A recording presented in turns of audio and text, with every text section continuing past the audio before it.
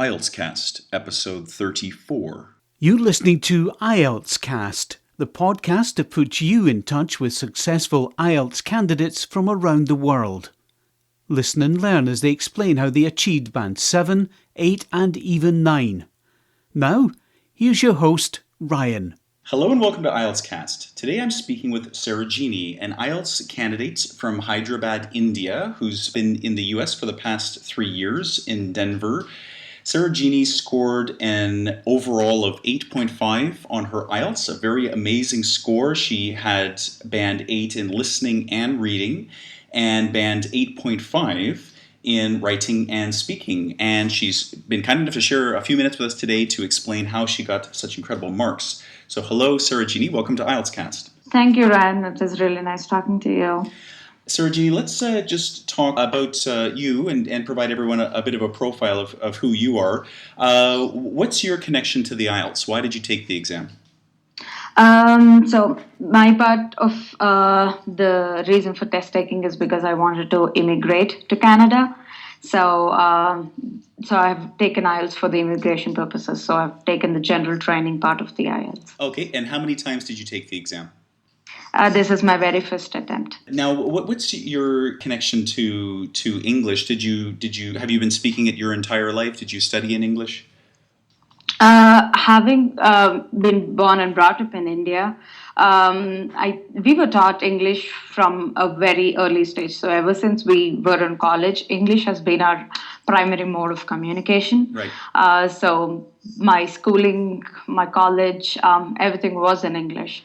So English was not really new to me. Yeah. But I think for the speaking part of it, probably because, I always used to speak, most times at least, the grammatically correct English. But sometimes the way the certain words had to be pronounced, that probably I learned after coming to the US and having spent about 3 years in the US.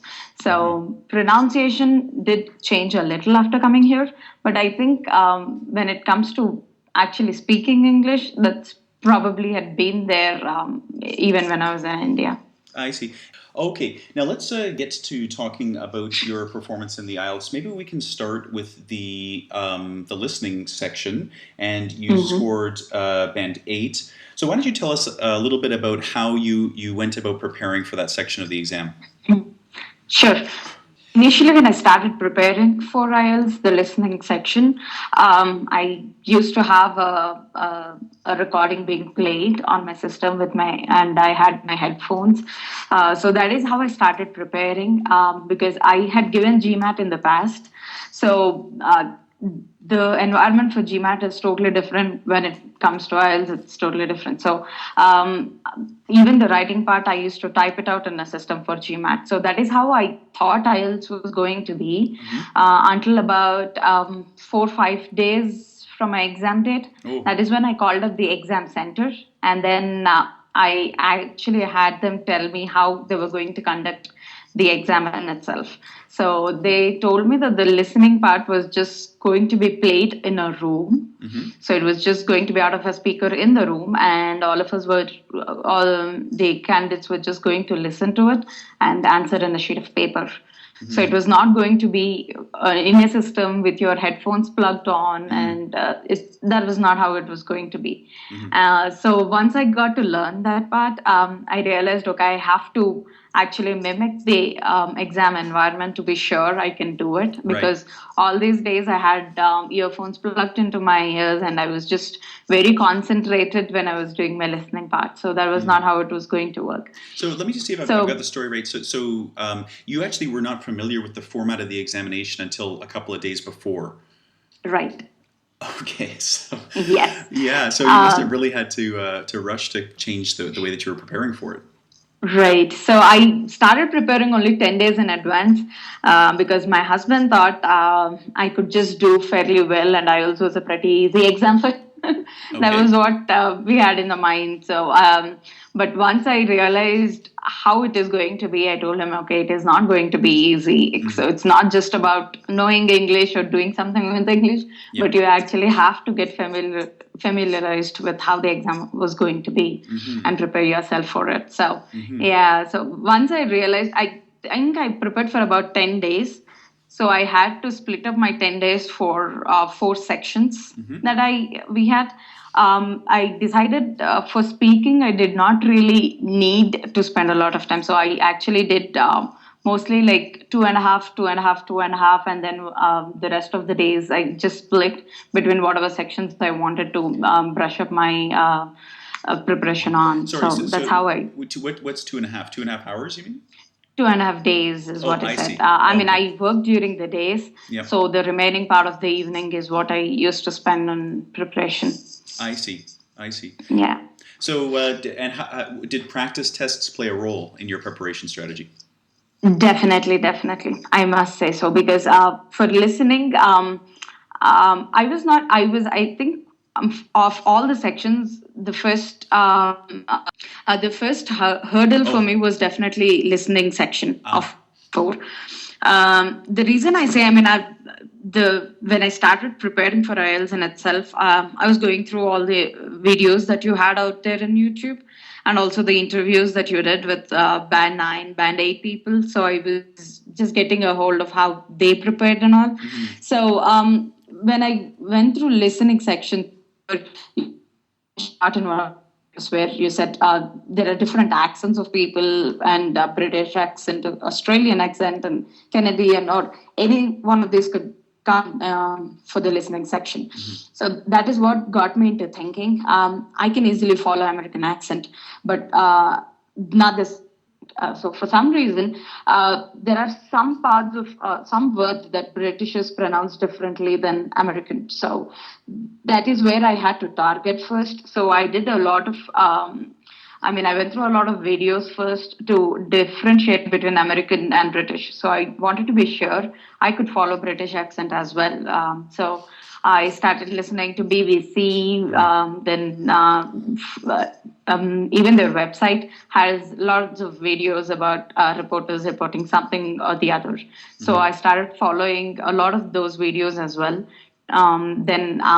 Certain little differences between how the same word is pronounced by an American versus Britisher. So that is the kind of preparation I started with on my, I think, the first day of listening.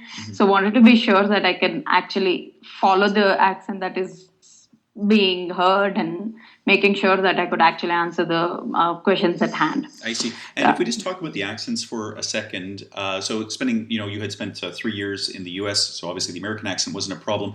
What percentage of the British accent would you say gave you a problem? I mean, were there any parts of what you would hear in recordings, with British people speaking that you couldn't understand? Definitely, yes. I would say maybe 15% was a trouble for me with the British accent, because at least for me, I would understand most part of it, and then when it comes to a critical word, saying that particular sentence, I would not get that word that they're talking about. And I realized that very word could be the answer for a specific question. So I could not afford to give up on that word. So I wanted to be sure that I understood. So in the 2.5 days that you committed to the listening, how many practice exams would you say you ran through? From the exact IELTS exam, like the 40 minutes or the number of passages, I would say I took about 2 of them. That was it. But just to get familiarize myself with the listening component, because I just cannot sit silently I'm not that kind of a person who sits silently and listens to a video for, say, 1.5, 2 minutes and then answer questions. So I'm usually not that type of a person. I speak a lot myself. So it was a little hard for me to sit and concentrate initially. But when you practice, there was one of these websites, I think I picked it out from one of the sources you listed. And there was also a book called Target Band 7. So that is where I started. I thought, because band 7 was my target initially, and I wanted to be sure to be on the safer side, 7.5 in each was my target. Okay. That's where I started. Even Target Band 7 lists a lot of resources that we could use. I picked out one of those websites that it listed, and it had several listening components that I could test myself. So I did all of those tests. So they were of 1.5 to 2 minutes and of difficult, of different difficulty levels, easy, medium, hard. So that is where I started. So I did all of. Okay, well, I mean, the first thing, even before I started preparing, I just took a test to assess myself as to where I stand. Right. And so there are many websites out there which give an approximate band score. Say out of 40, you get 35, you are close to a band 8, I guess. I tested myself just to be sure. I knew how many questions I had to be right and to get the band I want to be at. Yeah, I think that's actually a very healthy strategy for people that, especially people that aren't familiar with the IELTS and have never taken it before. You absolutely need to know what your level is, and then when you know what your goal is, you can create a plausible plan to get to that goal. So when you took those practice exams, what sort of scores were you hitting? I took 2 of them because I could not rely on the first one. Yep. I think because the first one was at 7, I guess, the first band I took. And the second test I took, it was 7.5. Okay. Yeah, so I knew, that is when I knew I was right at the border. So if I don't really concentrate and prepare, it might just slip and go a little below than what I need. So now let's talk about the exam experience itself. How did you feel when you were in the examination room? Oh, yeah. So as I said, that I already knew they were going to play a recording out loud in the room, and you just have to sit and listen to it and answer. So as we're all aware, for listening part, the moment you miss a question, you cannot go back to it and think on it, because there are other questions that you will have to answer, and the recording is still being continued. It's not going to be stopped. So there was one hurdle. I mean, it is very easy for a person to get carried away when you don't answer a question. You try to answer it before you go on to the rest. But for listening component, we have to move on. If you think you did not catch that answer, I would say just leave it and let's move on to the next one, because you cannot afford to lose the rest of your questions for one.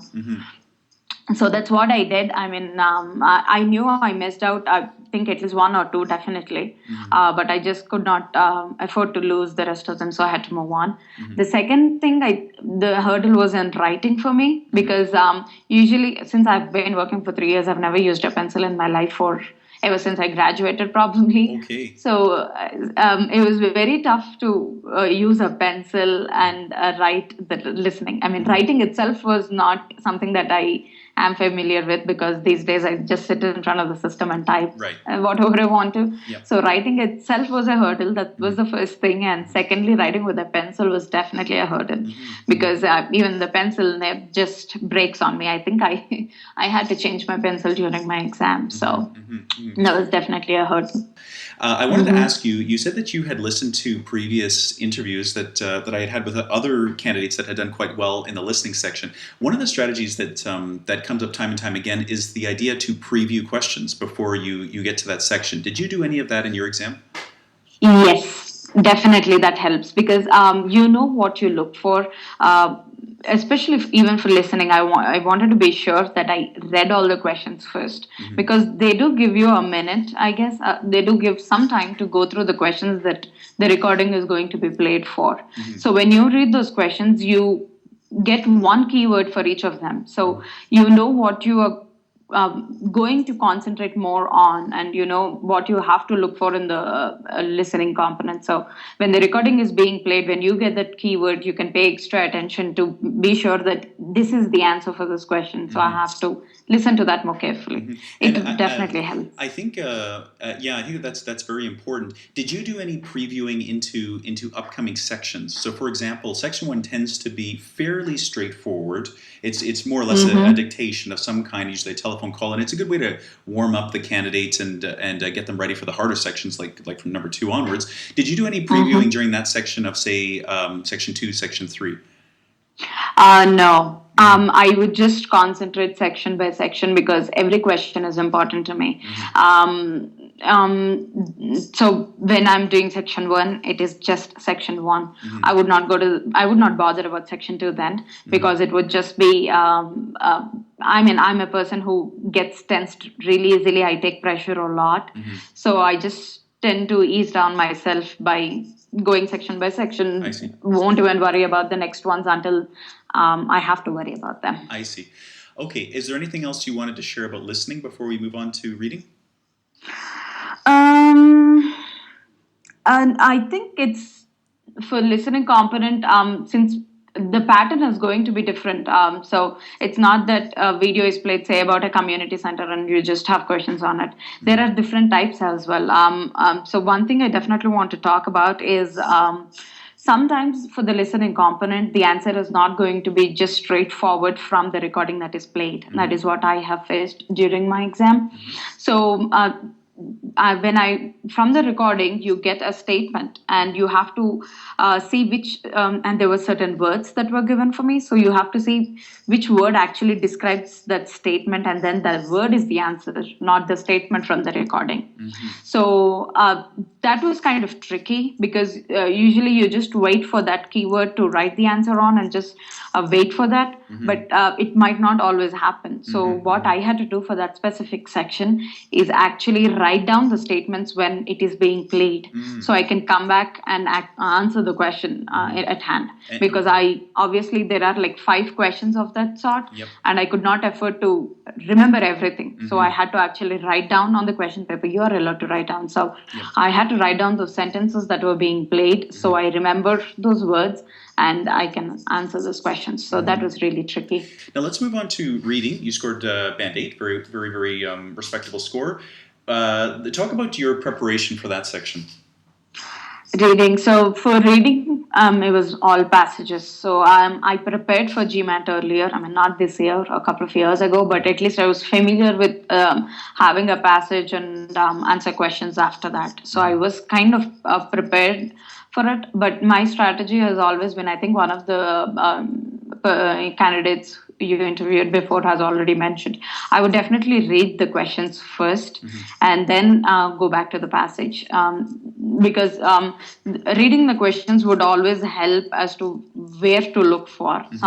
It definitely helps that way, because once you start reading the passage first, you just tend to get carried away, and for me, I would still worry about the questions after that. So I would not be paying attention to what is actually in the passage unless I know what I have to be looking for. So that has definitely helped. Read the questions first and then go back to the passage. So now let me see, though, you're advising to read all of the questions per section. Is that right? Yes. Okay, so you read through all of the questions once. You go through the passage, and then do you stop reading as you come to the answers in the questions, or do you read through the entire passage? I do stop. Yeah. So once I have all the questions, I start reading the passage. So if I think this could be the answer for some question that I've read, so I go back to the questions and see which actually fits where.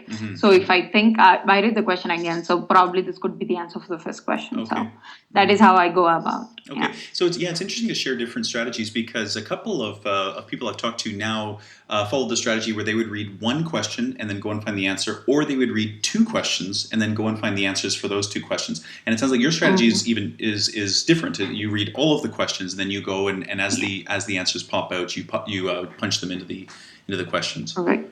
Yes. And one other thing is definitely practicing different types of passages that are likely to come in the essay.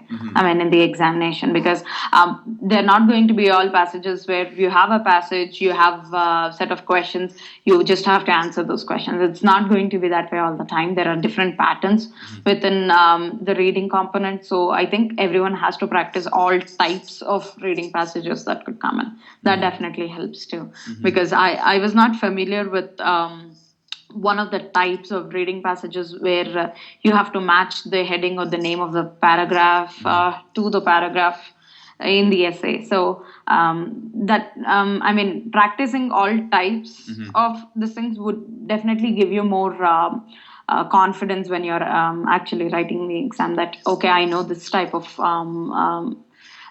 what do you say, the passage, so I think I can answer it. So if you're not familiar with that type of essay, then type of paragraphs that you have in front, so you may freak out a little. So practicing would definitely help. Okay, now let's talk about your experience in the examination room. How did that go? How did you feel? Were you confident about your performance? I think reading did not change a lot when it came to what I practiced at home versus what was in the exam theater, because the passages were in front of me. I had to write the answers. But one thing the examiners always kept us reminding about, they keep reminding you during the examination that you don't have additional time to to your copy your answer to the answer sheet. So you have to make sure that you have enough time to copy all your answers to the answer sheet. So that's one thing, because listening after the listening test, one might think you have some additional listening is what was given, but you would not get that additional time at the end of the reading section. So you have to be sure that you are copying all your answers into the answer sheet within the time. What was the examination room like? Was it a place that made you feel comfortable? Yes, it was similar to a classroom, but obviously, I think we had like two people sharing the same bench. So there were like four people in a row altogether. We had enough space between each candidate, so it was not very uncomfortable there.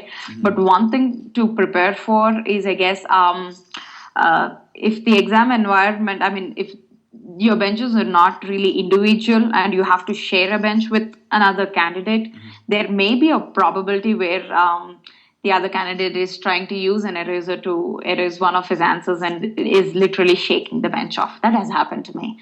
I'm like, okay, you need not use all that pressure. So that definitely hurts the other candidate who's trying to focus. It happens a lot for the writing section more than anything, because someone writes a sentence, tries to erase that off and correct them. The more I talk to people, the more people are sharing, stories of things that do distract you, and it's something that actually I think people should be aware of, and just be prepared that these sorts of things may come up, because it can affect your mark. I mean, if somebody's erasing something when a critical part of the listening is playing, and it just distracts you that little bit and you miss it, it's a difference between one band and another. So, and then I guess when you left the examination room, did you feel pretty confident about the performance? Yes, I should say yes. I did not expect 8.5. That was definitely way above, but I thought I could easily score 7.5 in each of them. So I was confident on that regard. I was like, okay, fine. I think I did fairly well. Okay. Sarojini, is there anything else you wanted to share about reading before we go to writing? No, nothing that I can think of. It's just preparing yourself for various types of passages, and then making sure that you time yourself very well. So timing is important. That is what I did when I was taking the mock tests at home. Time yourself. And you have a lot of time, that is true, but I would try to finish it much before the scheduled time. So I have enough time to review what I did, and or at least come back to those questions that I was doubtful before, so I can actually spend more time on that. And did you spend any time doing specific vocabulary training? Frankly speaking, I think I did not have the need to. There would be probably just a couple of words that maybe I'm not really familiar with, and I would just try to look up. Or most times, even if it is an unfamiliar word, given the context of the passage or the context of the situation, you would automatically follow what it intends to say. So that is how I would go about, and probably there are like 2 or 3 words like that when I prepare, not a lot of them. You scored 8.5 in writing, which is something that so rarely happens. Why don't you just walk us through the entire process, from the moment that you learned about how the exam is structured in writing to the examination itself? Okay. One might feel really weird when I say about how I prepared for writing and speaking, but this is exactly what I did. So for writing, I did not actually sit and write the essays a lot of times. I only wrote just a couple. I think for the letters or the first writing task one, I spent like probably 3 times I wrote, and for the task 2, maybe 2 or 3 times, and not really more than that. But one thing I definitely found in the writing task, since I took general, most topics were actually very general topics. For me, writing a sentence was not a problem, but getting the idea to write that sentence was a problem. So I had to spend some time to think what I want to write rather than just start writing. So my preparation was to read a lot for the writing section. I mean, it might sound really weird, but I had to increase my knowledge database on different topics. Say, the topics were really very general. Say, it could be online advertisements, or how advertisements impact the children, or how do you think online shopping is beneficial. So they're all centered about advertisements, for instance. So I wanted to be sure I could write something if a topic like that comes up. So for writing task 1, I spent at least good 5 minutes thinking what I want to write. I would not start writing immediately. So I want to make sure I have really strong points or really convincing points to be sure that I can start my essay or the task 1. So that is where I would spend most of my time. So I want to be sure I'm writing what I want to write, and be sure that this is a very good point, and feel confident about it. So that is how I would start. At least for task 1, I would spend at least 5 minutes thinking what I want to write. And depending on what the topic is, the first paragraph is always going to be introduction. The next paragraph is probably going to be what they want me to convey in that task 1, and then concluding. So 150 words is not really that hard when you would start writing something. So introduction would easily take 50 words, and then you have 2 more paragraphs to write about 150 words, 100 words. So that's how I would frame. So first paragraph on the introduction, next on the topic, next on the conclusion. So that's what I did for task 1. When it came to, I think for when I wrote the exam, the task 1 was about me applying for a college, and I submitted the application, but they had not responded. So they wanted me to write a letter to the admissions department on the status of my application, and explaining why I like their college, and let them know why I need a faster response from them. So that was my task 1 topic. So when I wrote the letter, the first paragraph, as I said, I introduced myself. So made sure that there was my name, the college name, the course name, and also when you submit an application, you get an application reference ID usually. So I just listed a random application reference ID. So that was basically my first introduction paragraph.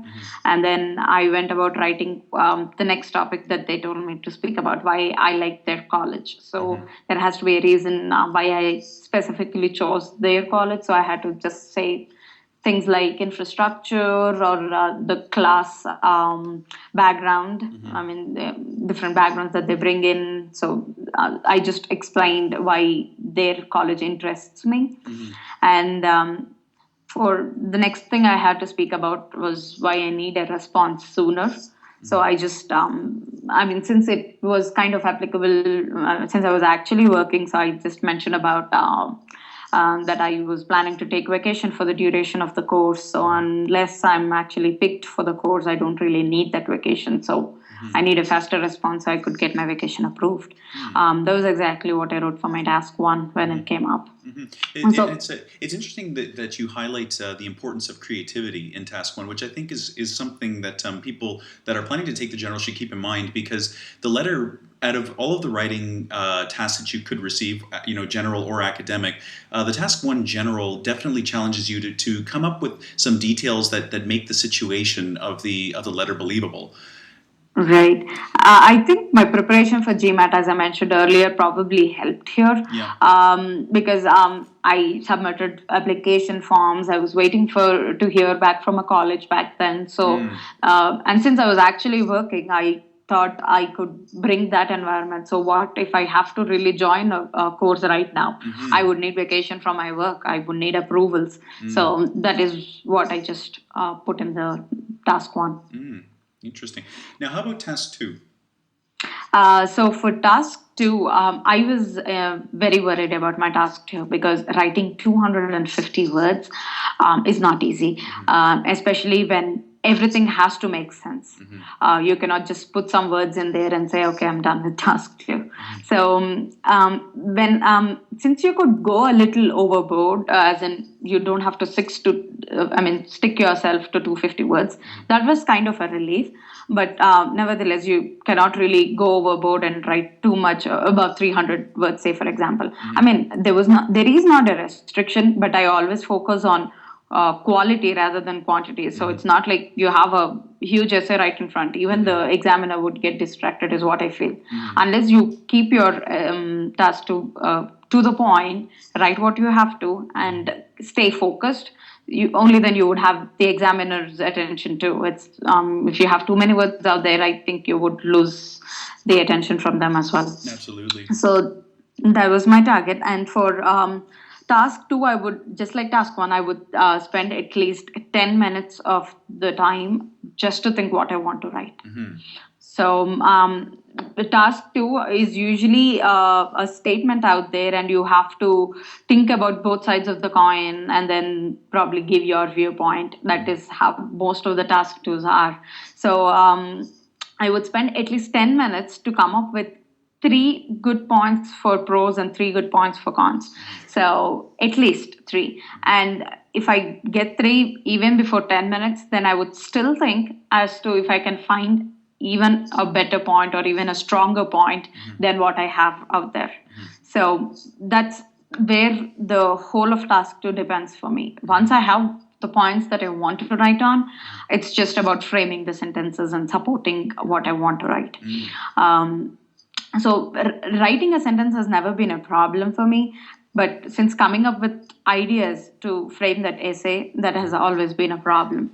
So even I think for the task 2, most topics are very general. It could be a topic related to your every day. You would probably come across those topics, but when you have to actually sit and write, it may not be that easy. Advertising, as I brought up, so that is a very common topic. You see advertisements each time you switch on your TV, but when you actually have to write something about advertisements, where you have to write at least 3 points for defending it and 3 points against it, it is not easy, because for me, coming up with examples is also very important to defend what I want to write. And I've read somewhere that if you could write some examples from your own experience, it's even beneficial. So that's how I would think for the first 10 minutes. If I have some pros and cons, if there is a way I could fit in an example from my real life, if there is anything that I could add, which would enhance my writing task too, and make it more realistic and more attracting to the examiners. So when I think my task 2 was related to advertisements. I cannot exactly recall what the topic was, but it was related to how I think I recall the topic now. So for advertising, it said how advertising plays an important role in your everyday life, as well as how certain individuals, you tend to buy certain products which are not really needed, but you're just watching the advertisement and you go about buying that product. So discuss pros and cons, and discuss what is your view on it. This was the topic I received. So I spent, as I said, about 10 minutes thinking what I want to write. I mean, it's not really a tough topic when you think of it, but you want to make sure that your essay is really good. So for prose, I think I gave examples from my own. The first paragraph, as I said, sorry, I want to go in the order, was always an introduction. I would not actually state what I want to defend on and write in the first paragraph, because if I state what I want to defend, so the examiner would read the essay with that viewpoint in mind. So I don't want to reveal anything until the end. So to keep them. Do you make some sort of declaration at the beginning, though, that you will be coming to some sort of conclusion based on what you're going to be looking at in the essay? Yes, right, definitely. So it's just going to be a general introduction. How, say, advertising plays a very important role in your day-to-day life or whatever. So I've always prepared myself for one catchy line at the beginning, just to get the attention, or just to give a feel to the examiner that there is going to be some real good content in my essay. That's so the first introduction paragraph is very important in that case. So I would just talk about advertising. I would just say, okay, some people get good out of it, some people get bad out of it. So it's there is a balance where people have to draw what is relevant to them or something like that. So that's how my introduction paragraph is going to be.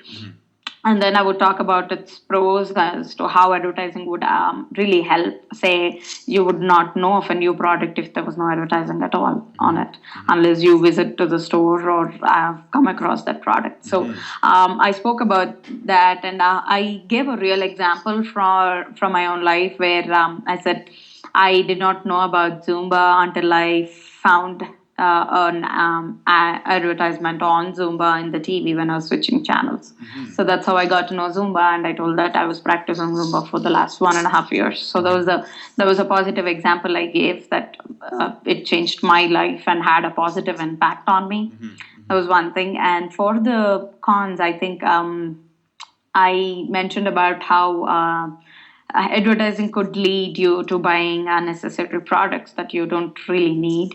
So I gave an example from my own life again, where I saw a product being advertised on TV. It was so tempting. It was so, it's so much, it gives you a feel that that is the right product for you. And when you use a product, either weight loss or skincare or whatever it is, it would do the good for you. So, and you would, I went ahead and bought the product only to realize there could be side effects for it, which the advertisements usually do not say when they're playing the ad out there. So that's how I went about talking about how playing viewing the advertisements would not do good, but unless you actually know the product and know what you're buying and think if it is really needed for you. So I came up with the points for writing, but when it comes to preparation, all I did was read a lot. So I went through a lot of tasks to essays, because I wanted to be sure I could come up with topics to write. Advertising, at least, is a generic topic, but there could be so many other topics that you think you know, but when you have to write 250 words, you may not be able to come up with so many topics or so many points to write about. So I went about reading. I think I have read at least easily about 150 to 200 task to essays. Wow. Yeah, just to, I would not read them as a model essay to be sure that I want to write an essay like that, because you never know if it was a band 8 essay or a band 6 essay. So it was not for framing the essay, but to get those key points that were written in the essay, that I could use these points and write my own sentences. So I would, just for the center points, I've read at least 150 to 200 essays easily. Now, Sarojini, if I could cut in here for 1 second. So how central do you think the idea of cohesion was in your response on the task 2? Because you mentioned that you give a very clear introduction that sets up a sort of plan for the rest of the essay. Why don't you talk about the way that you used cohesion in the other sections of the essay, so the supporting paragraphs and your conclusion? Right. So when I was writing about the supporting paragraphs, the first paragraph was explaining what I just told in my introduction, that we would be discussing this and the rest of the essay. So I started with giving some examples, giving some ideas, and then supporting examples for it. The words however, but also, these play a kind of important role where you are explaining a topic and you want to give a side effect to that topic or a counteracting point to that. So that's how I started my next paragraph, saying, however, you have these points as well. So that was my cons paragraph. But both these paragraphs, for my essay, I just divided the pros into one, and then pros and examples into one, and cons and examples into the second paragraph, into the third, I should say, into the third paragraph, and then there was a conclusion paragraph. Where I just made sure that although there are pros and cons, I think I used a statement there, just like there are two sides for a coin, advertising also has both sides, and it depends on an individual on how you would perceive an advertisement and go about doing anything with it. I see. So your conclusion did not choose one side or the other. It was more of a balance between the two. Yes. Okay, I see. And just you were mentioning about your supporting paragraph. So you had one paragraph that was looking at the positive sides of advertising, one that was looking at the negative sides of advertising. In the final sentence or two of those supporting paragraphs, were you concluding the idea in any way or connecting it to some sort of central theme that was running through the essay? I think I did. I cannot exactly recall right now. Just to be sure that I was not going off topic or explaining a paragraph that is totally not choosing a link between what the original statement is. I did say a sentence where I cannot exactly recall at the moment, but there was definitely a sentence where it said what I actually mentioned in my introduction paragraph, that advertising has both positives and negatives associated with it. So I think the statement was this is not limited to, but there are several other positive impacts of advertising. But just like I mentioned, there are also negative effects that we have to examine or we have to analyze. So that's how I got a link to the introduction and then link to the next supporting paragraph on the negatives of it. I see. Okay, well, it sounds like it was a very straightforward 4-paragraph essay. You had you started by declaring that there was the progression of the entire essay. You looked at both sides. You came to minor conclusions that helped you come to a more major conclusion, which is that there was a balance between the positive and the negatives. Now, I have to ask you the question: what do you think held you back from Band 9? For the writing, I really believe it's probably the writing itself. I do really write well. My handwriting is usually good. But when it came to writing down with a pencil, I did practice writing essays, but I did not actually practice with a pencil. I practiced with a pen. So when it came to writing, I think I started writing down the essays, but then the paragraphs. Then I realized I didn't want to go too much over the 250 words because I just wanted to be sure I just had hit 250 and then had a couple of words or probably even a paragraph out there, which is okay. So I think I started writing and then I did erase a couple of times to restructure the sentence. So maybe the handwriting was not really legible, is what I think. Now, and then just the point that you make about aiming for 250 and just going slightly over it, I think you're really helping to dispel this myth that a lot of candidates have. I think they believe that Band 8.5, Band 9 is only awarded to students that can write very, very well at 300 words and above. Right. I mean, I totally believe in what you said, Ryan, because I don't think writing a 300 plus word essay would just give you a good score.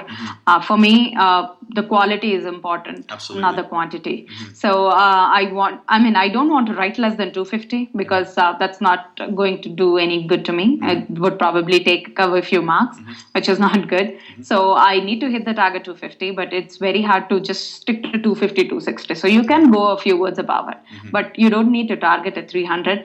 I've seen people where they've taken additional sheets of paper to write the essay. I really thought, okay, you could fit a 300 word essay in the sheets that is given. It differs from person to person. If your handwriting is really big and you go overboard, that is fine. But if you really think writing more is going to do you good, I think you're just going to lose the concentration of the examiner who's actually reading your essay, which is not going to do you any good. So you have to stick to the main point. You have to stick to the word limit and try to get the point across as straight as you can. Is there anything else that you wanted to share about writing? So as I said, first, good 10 minutes just to think what you want to write. Right. So most people would just start writing and then see how the flow goes. But that's not how I want to do it. Spend good 10 minutes, think what you want to write, then spend the next 20 to 25 minutes writing and practice with a pencil, of course, because that has been my hurdle. The pencil nib would just break and I got irritated a couple of times because I'm not used to that. So that's so spend good 20-25 minutes writing the essay and leave at least 5 to 10 of your last minutes to just read what you have written. You might want to make some changes, or you might want to, since it's a pencil, you always have a chance to correct what you've written. So just give the last, I definitely want everyone to read what they have written. Most times there could be a simple spelling mistake, which you would not notice because you are in a hurry to write down the point and you might just miss. And most people are sitting in front of the systems and practicing. So some systems may even autocorrect the spellings for them. Right. So when you're writing the essay all by yourself, I would give the last 5 to 10 minutes to read every word and to put your mind when you're reading, because your mind says the spelling is right, but you did not actually write what you thought you wrote. So it's very important to read the word, read what is right there in front of you. Okay, well then let's move on to the speaking, and you scored absolutely amazing, 8.5. I am sure that your 3 years in the US committed a lot to that mark. You know, it's not just enough to live in an English-speaking country. You also have to be familiar with the way that the examination is conducted, and you know what sort of responses are going to get you good marks. Why don't you talk a little bit about the preparation strategy that you went through for your speaking? Okay, for writing and speaking, I did most of reading to prepare myself, because for me, framing a sentence was not an issue, but I needed to know about the topic to talk about it. So as part of preparation, I went through several examples of speaking module, as in the topics are going to be very general again. So it could be your neighborhood or a city or a country or even a vacation place, hobby. The topics are centered around the general hub of topics. So I just wanted to make sure that I knew I could talk about them if a topic like that comes up.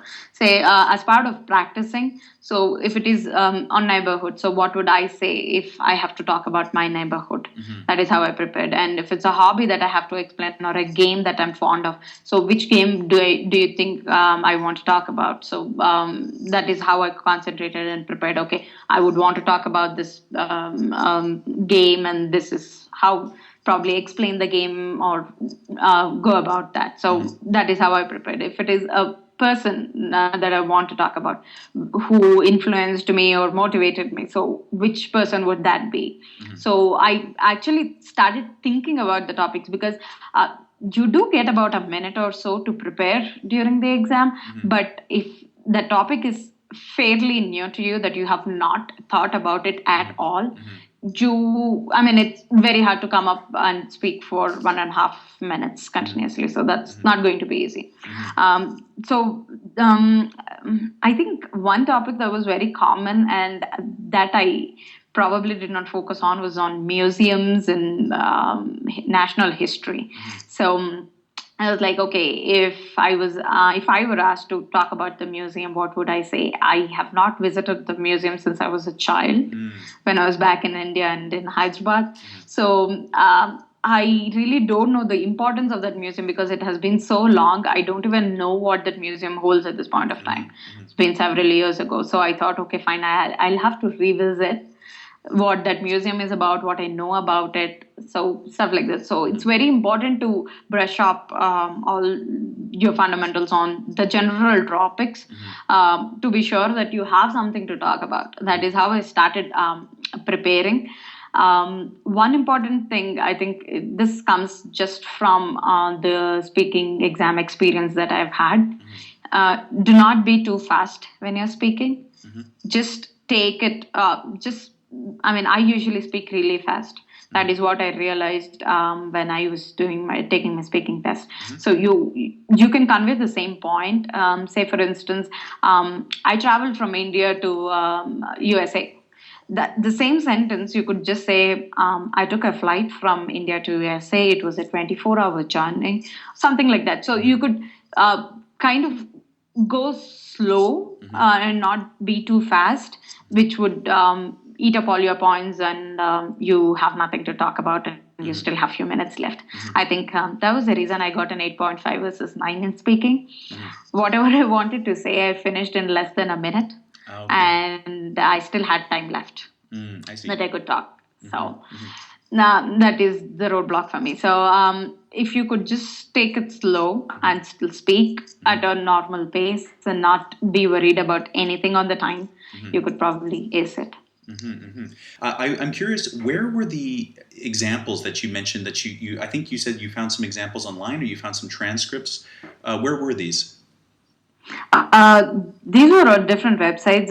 The sources are all listed in the Target Band 7 book. Okay. I think one was on examenglish.com or Take IELTS on the British Council.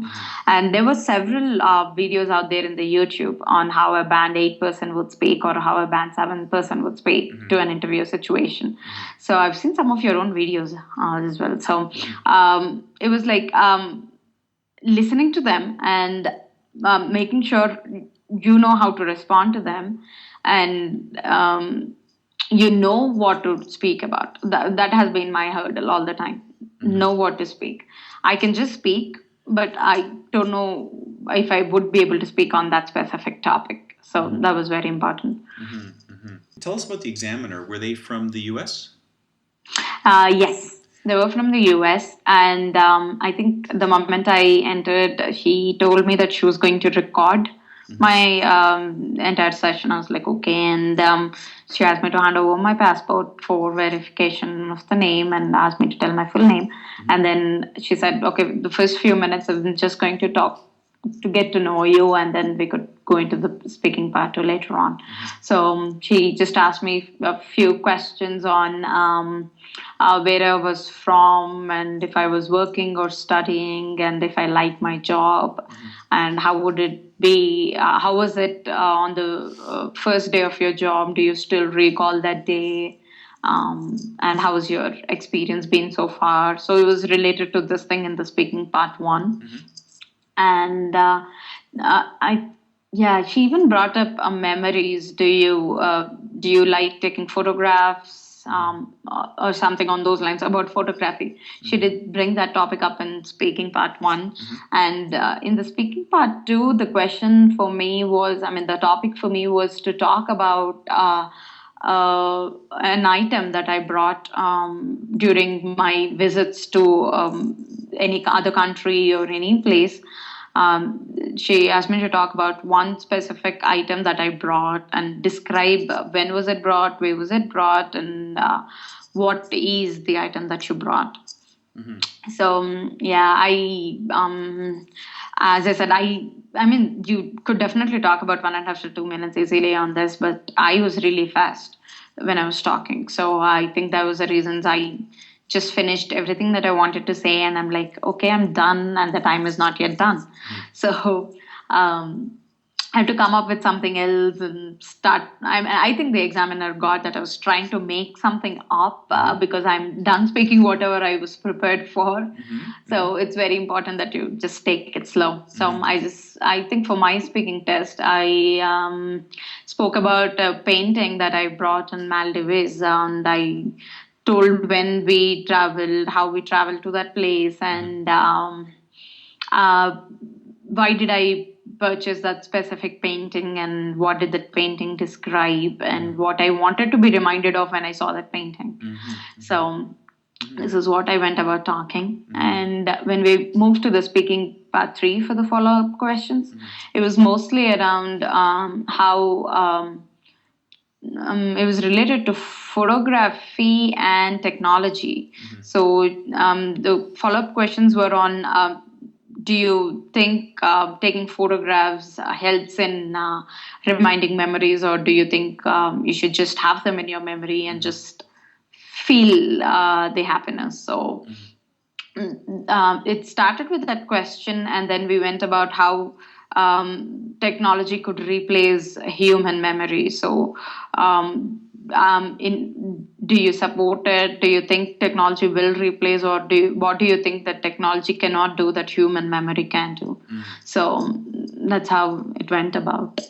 I see. And the transition from part 2 to part 3, was it fairly natural? Was it awkward? It was natural. I think there were related questions throughout, starting with the photography and taking photographs with friends, taking photographs with occasions, and then it went on to the technology part of it, with technology and human memory. Okay, very interesting. And so when you finished the examination, did you leave the exam room feeling quite confident about the speaking? Yes, I was pretty confident in the way I spoke, Right, but yeah. the only concern I had was I finished speaking early than the scheduled time. I see. And I realized I could have done much better if I were a little slow. I Just see. a little. I could have easily made up those 30 seconds or how many seconds were left. But that was the only part I was a little skeptical. But otherwise, I was pretty confident that I did really well, because she looked very interested in what I was speaking. So, and she was either through the head nods or a little yes, or whatever those little gestures are. So that told me that she was interested in what I was speaking, and I was not just talking out aloud and in the air. Okay. And one thing to definitely keep in mind is to be natural, just take it out, and you don't have to sound like a person that you're not. So just be what you are. If you are given a topic, whatever you know about it. So I think I even brought out an example of Malaysian Airlines 370 that disappeared for 5 months ago now. I did bring up that topic because it was related to technology and human memory. So I said, if I were to talk about the MH370 now, I would just say, yeah, it went missing. It started from here to there and stuff, but I may not be able to speak to every details of it. So the technology out there would tell me everything that has happened since day one. So if it has all the information out there, not just 4 months ago, I could pull up something related to even few years ago. But if you depend on human memory, I may not be able to recollect all of it. And I also said there is a downside to it. If technology would not tell you the tone, so if I were to share, there would be a difference between how I would say a story of MH370 missing. So I would definitely put feelings and emotions into what I speak, but technology would not do that. So that's how I went about speaking. I see. And it sounds as though examples were quite central to your speaking responses. Yeah, so I just wanted, I probably a little lucky to get a topic like that where I could bring in an example from the real world. But when the 1 minute topic is given, if you could think of something Yeah, I don't think you can actually think of something in the 1 minute time you're given, because it's actually with the follow-up questions that come up where you would talk. But if you could think of an example from the real world, I'm guessing that would definitely impress the examiner, because you are not just saying it is important or not just taking a stand on something, but you're explaining with an example, just like how we did in the writing section, probably from your own life. So that definitely helps. What did you write on your paper in preparation for your response? I answered all the questions in the question paper, actually. So the first part, when did you travel? So, okay, about 3 months ago. And then when I also just put, how did I travel to? We took a flight to so and so place, and it was a 3-hour journey, whatever. So I just wrote those keywords: flight, 3 hours, 3 months ago, 4 months ago. And then the next topic was which place did we go to? So I was like, okay, it is Maldives, Malay. So that's the country name. Okay, I got that right. So that is all I can write to it. And then what is that one thing that you picked up from that place? So I wrote, okay, I have to come up with something. So it was a painting. And then I wanted to describe it. So I wrote few keywords, like what was in that painting, starting with blue waters, a sunset, and water villas in the background. So I wrote these 3 keywords out there. So and then sorry, go ahead. And then when I started speaking, I went in the same order. I didn't want to miss out the order of the questions and speak on the way around or mix up. So I just went in the same order, and then I started. The last one where I was describing about the painting, that is where I went by the keywords and spoke about each one of them. So this picture had the blue waters, and this is a speciality of Maldives, and started speaking about that painting as a whole. I see. And that is where I wanted to make sure that I covered the time up, but seems like I just finished it ahead of time. I would say just listen to various speaking tests that are out there in the YouTube for how you would see a band 7 person speaking, band 9 person speaking, and see where you think you would fall under. So if you think you're a band 7 person and you want to be like a band 9 person, so how are they speaking? What is the difference? I mean, paying attention to those minute details would definitely help. Sarojini, thank you very much for coming on the show today, and congratulations on your IELTS success. Thank you so much. It was really nice talking to you. I'm just hoping that something out of all this helps some students out there who are practicing for IELTS and want to ace the exam. Thank you for downloading from IELTS.com. Have you achieved an overall band of 7 or higher on the IELTS exam? Why not contribute to the podcast? Contact Ryan at his blog, IELTS.com,